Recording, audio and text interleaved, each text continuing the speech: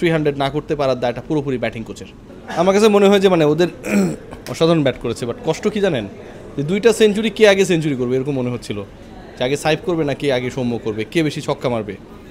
But end of the day এটা যেমন এক্সাইটমেন্টের জায়গা ছিল, একই সাথে এই দুজনে আউট হয়ে যাওয়াটা পুরো বাংলাদেশকে ভুগিয়েছে। এবং শুধু তারা কে আগে সেঞ্চুরি করবে, কে শেষ পর্যন্ত কত রানে থামবে শতক করার পরে, এই টেনশনের বাইরেও কিন্তু আরেকটা ব্যাপার কাজ করছিল, যে বাংলাদেশ যেভাবে খেলছিল 25 ওভার 176, যে এরা দুইজন যদি এভাবে খেলতে থাকে, কন্টিনিউ করতে থাকে, তাহলে তামিম আর লিটন কুমার দাসের ওপেনিংয়ে 292 রানের পার্টনারশিপটা হয়তো ভেঙে যাবে। অনেক এক্সপেকটেশনস ছিল, বাট দুজনে যেভাবে খেলেছে, অসাধারণ খেলেছে, সেঞ্চুরি মিস করাটা আক্ষেপের।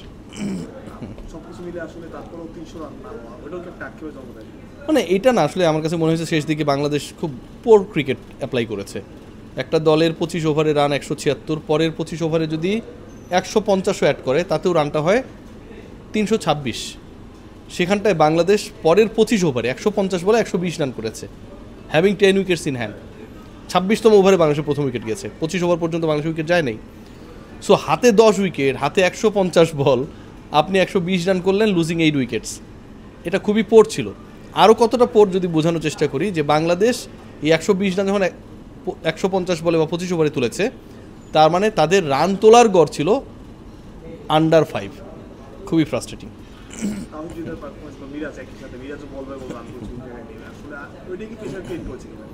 ব্যাটিং অর্ডারটা আমার কাছে মনে হয় খুব বাজে হয়েছে। যখন আপনার স্পেশালি নাজমুল শান্ত আউট হলো হচ্ছে যখন বাংলাদেশের খেলা বাকি আরও 39 বলের। So we were expecting that time either Rishad for hitting, successful হোক আর না হোক, you should have that plan.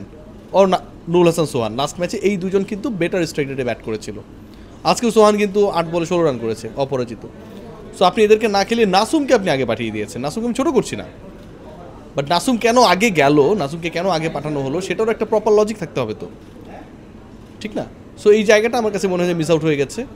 এবং এক্সপেরিমেন্টের জায়গায় আসলে বাংলাদেশ দল কত বাজে অবস্থায়, ব্যাটিং কোচ মোহাম্মদ সালাউদ্দিন কত বাজে চিন্তা করেন টেকনিক্যাল জায়গাগুলো নিয়ে, যে 9 এবং 8 নাম্বার ব্যাটার হচ্ছেন সোহান আর মিরাজ। এটাও খুব হাস্যকর লেগেছে। সো কোনোভাবে আসলে এগুলোর কোনো ব্যাখ্যা নাই। হৃদয় ম্যাচটাকে খুবই স্লো বানিয়ে ফেলেছিল, নাজমুল শান্ত কাভার করার চেষ্টা করেছিল, শেষের দিকে গিয়ে আসলে বাংলাদেশ যেভাবে উইকেট হারিয়েছে উল্টাপাল্টা ব্যাটিং অর্ডারের কারণে 300 না করতে পারার দায়টা পুরোপুরি ব্যাটিং কোচের।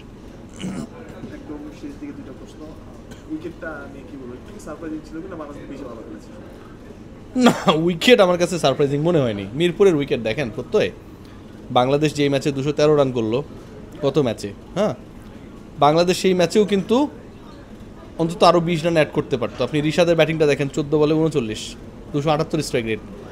সো এই ব্যাটিং তিনি করেছেন, মানে হচ্ছে এই ব্যাটিং করার যদি আপনি স্কিল থাকে আপনি করতে পারবেন। আপনার টপ 6-7জন কিন্তু পারে নাই। নাম্বার 1, আগের ম্যাচে আপনি 267 রান করলেন, একই ঘটনা, শেষে গিয়ে রিশাদ হচ্ছে 13 বলে 26 করলো। শুরুর দিকে আপনি খুবই স্লো খেলেছেন।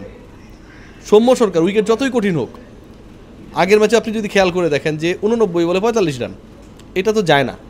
সো বাংলাদেশ আমার কাছে মনে হয় টু সাম এক্সটেন্ট এই উইকেটটাকে বেশি সিরিয়াসলি নিয়ে নিয়েছে, যে এইখানে ব্যাটিং করতে পারাটা খুবই কঠিন কাজ।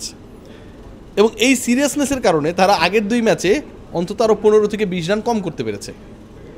বাংলাদেশকে 296 করেছে, আগের 2 ম্যাচে যদি 230-40 হতো, মিরপুরে উইকেট নিয়ে এত সমালোচনা হতো না।